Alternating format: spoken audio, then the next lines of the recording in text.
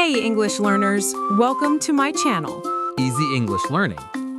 Hey everyone, welcome back to Easy English Learning. I'm Lily. And I'm James. It's so good to be back with you all today. It really is, and honestly, James, I'm still a little out of breath from this morning. Wait, why? What happened?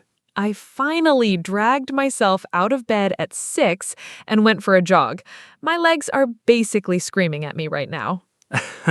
That's exactly what we're talking about today, actually. Real life exercise.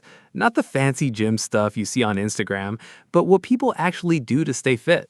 Exactly, because let's be honest, most of us don't have a personal trainer or a fancy home gym. Not even close. I just have a yoga mat that's been sitting in my closet for months. Only months? Mine's been there for almost a year. Okay, that makes me feel a bit better about myself. Glad I could help. But seriously, let's dive into this.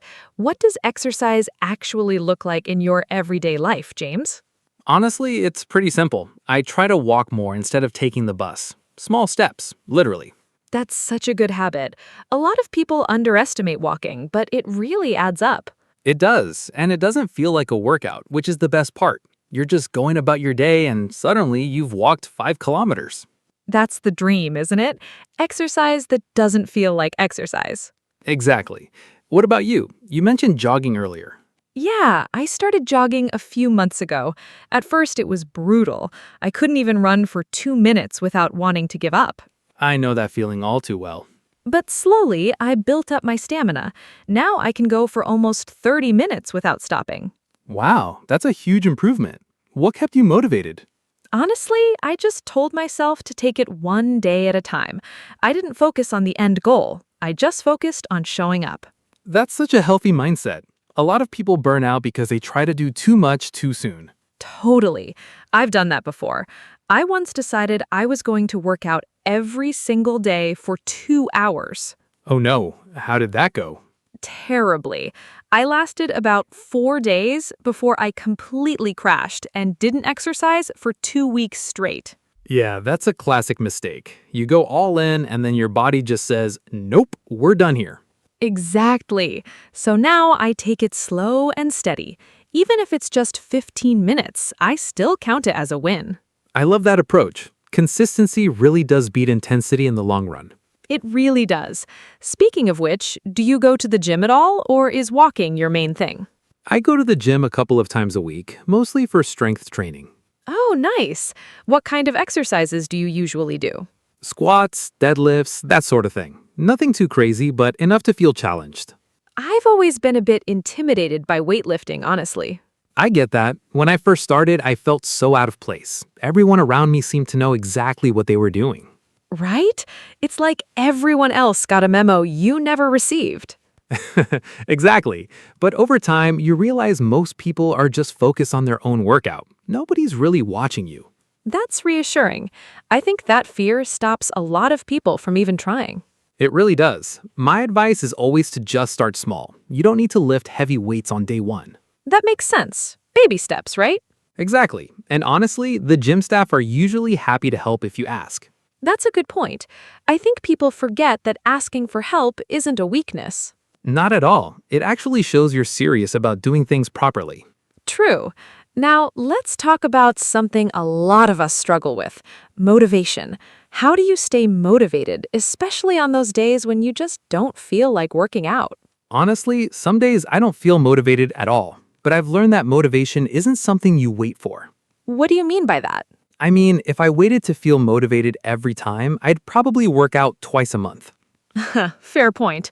Instead, I just rely on discipline. I tell myself, even if I don't feel like it, I'll do at least 10 minutes. And what usually happens? Once I start, I almost always end up finishing the full workout. Starting is the hardest part. That's so true. It's like once you get the ball rolling, everything else just follows. Exactly. Momentum is a powerful thing. I completely agree. For me, music also plays a huge role. If I have the right playlist, I can push through almost anything.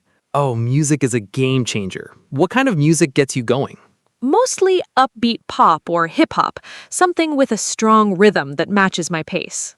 That makes sense. I usually go for something more chill when I'm doing yoga, but upbeat stuff for cardio. Do you actually do yoga regularly, or is that mat just for decoration now? Good question. I try to do it at least once a week, mostly for flexibility and to calm my mind. That's important too. People often forget that exercise isn't just about building muscles or losing weight. Exactly. It's also about mental health. After a good workout, I always feel less stressed. Same here. It's like all the tension in my body just melts away. Right? Even on my worst days, exercise somehow makes everything feel a bit more manageable. It's such a powerful tool, honestly. And it's free. You don't need to spend money to move your body. Absolutely. Speaking of free workouts, have you ever tried home workouts using YouTube videos? Oh, all the time, especially during the colder months when I don't feel like going outside. Same here. There's so many great channels with full workout routines you can follow along with. It's honestly amazing how much content is out there for free. It really is, and you can do it in your pajamas if you want. That's definitely a bonus. Nobody's watching, so who cares what you look like? Exactly. Comfort over style, especially at home. Let's talk a bit about injuries too, because that's something a lot of people deal with when they exercise. Oh yes, that's a big one. Have you ever hurt yourself while exercising? Unfortunately, yes. I once twisted my ankle really badly while jogging on an uneven path. Ouch, that sounds painful. What did you do? I had to rest for almost 3 weeks. It was so frustrating because I was just getting into a good routine. I can imagine. Injuries can really throw you off track. They really can, but I learned an important lesson from it. What's that? Always warm up properly before exercising and don't ignore your body when it's telling you to slow down. That's such valuable advice. A lot of people, especially beginners, skip the warm-up because they're in a rush. Exactly, and that's when injuries happen. It's better to spend 5 extra minutes warming up than to be out for weeks. Couldn't agree more. I always do at least 5 to 10 minutes of stretching before any workout now. Same here. Prevention is so much better than dealing with the consequences later. Absolutely. What about cooling down after a workout? Do you do that too? I try to, though I admit I sometimes skip it when I'm short on time. I'm guilty of that too. But cooling down really helps your muscles recover properly. True, and it reduces soreness the next day, which is always a bonus. Definitely. Let's shift gears a bit and talk about diet, because exercise and eating habits kind of go hand in hand, don't they? Oh, absolutely. You can't outrun a bad diet, as they say. That's such a true statement. What does your diet usually look like on a training day? I try to eat something light before exercising, like a banana or some oats, and afterward I focus on protein to help my muscles recover. That sounds like a solid approach. I usually have eggs or protein shake after my workouts. Do you ever struggle with cravings, though, like wanting junk food after a hard session? Oh, all the time. Sometimes after a tough workout, all I want is a big plate of fries. I completely relate. It's like your brain tells you that you deserve a reward. Exactly. And sometimes I give in because life's too short to say no to fries all the time. Balance is key, right? It's not about being perfect, it's about being consistent overall. Well said. Nobody's diet or workout routine is perfect 100% of the time. Exactly. And that's completely okay. What matters is that you keep showing up. Right. Let's talk about something else too. Group workouts versus solo workouts. Which do you prefer? Honestly, it depends on my mood. Sometimes I love working out with friends because it keeps me accountable. That's true. Having a workout buddy can really push you to show up, especially on lazy days. Exactly. If I know someone's waiting for me at the gym, I'm less likely to cancel. Same here. I have a friend I go running with on weekends, and it's become one of my favorite parts of the week. That's so nice. It turns exercise into more of a social activity rather than just a chore. Exactly. But sometimes I also enjoy working out alone, especially when I need to clear my head. I feel the same way. Solo workouts give me time to think and just focus on myself. It's like a form of meditation in a way. Definitely. Both have their own benefits, honestly. Agreed. Now let's talk about something a lot of viewers probably think about: finding time to exercise with a busy schedule. Oh, this is such a common struggle. Between work, family, and everything else, it can feel impossible to fit in a workout. Absolutely. What's your advice for people who feel like they just don't have time? I always say you don't need an hour every day. Even 15 or 20 minutes can make a difference. That's such practical advice. It's better to do a short workout than no workout at all. Exactly. I sometimes squeeze in a quick workout during my lunch break, and it honestly changes my whole afternoon.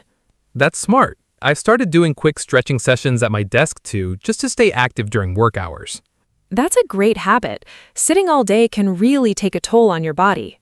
It really can. Even standing up and moving around every hour makes a noticeable difference. Absolutely. Small changes throughout the day really do add up over time. They really do. Let's talk about goals too. Do you set specific fitness goals for yourself? I do, though I try to keep them realistic. Right now, my goal is to run a 5-kilometer race by the end of the year. That's exciting. Have you signed up for anything yet? Not yet, but I'm planning to soon. Having a deadline really helps me stay focused. That makes total sense. Goals give your workouts a purpose beyond just staying fit. Exactly. What about you? Any specific goals you're working toward? I'm currently trying to improve my strength. I want to be able to do at least 10 proper push-ups without stopping. Oh, that's a great goal. How close are you? I'm about 7 right now, so getting there slowly but surely. That's amazing progress. Keep pushing, you'll get there. Thanks, I appreciate that. It's these small milestones that keep me going.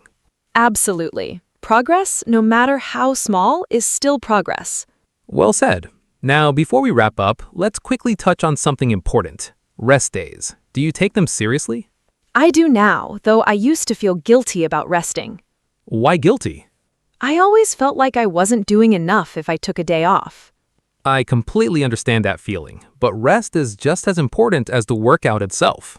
Exactly. Your muscles need time to repair and grow stronger. Right. Overtraining can actually slow down your progress instead of speeding it up. That's such an important point. It took me a while to fully accept that resting isn't lazy, it's necessary. Absolutely. I now treat rest days like an essential part of my routine, not something optional. That's the right mindset to have. Balance really is everything when it comes to fitness. Couldn't agree more. Well, this has been such a great conversation today. It really has. We've covered so much, from jogging and gym workouts to motivation, diet, and rest. Exactly. Hopefully everyone watching picked up some useful English along the way too. Definitely. Remember all those expressions we used, like burn out, push through, and warm up? Great vocabulary to practice in your daily conversations. Absolutely. Try using them the next time you talk about exercise in English. And most importantly, remember that staying active doesn't have to be complicated. Exactly. Just start small, stay consistent, and enjoy the process. Well said, Lily. All right, everyone, that's it for today's broadcast. Thank you so much for joining us on Easy English Learning. If you enjoyed this conversation, don't forget to subscribe to our channel. It really helps us keep creating content like this for you. And make sure to turn on notifications so you never miss our next broadcast. We've got so many exciting topics coming up that you won't want to miss. Until then, take care of yourselves and keep practicing your English every single day. See you all in the next episode. Bye for now. Bye, everyone. Take care.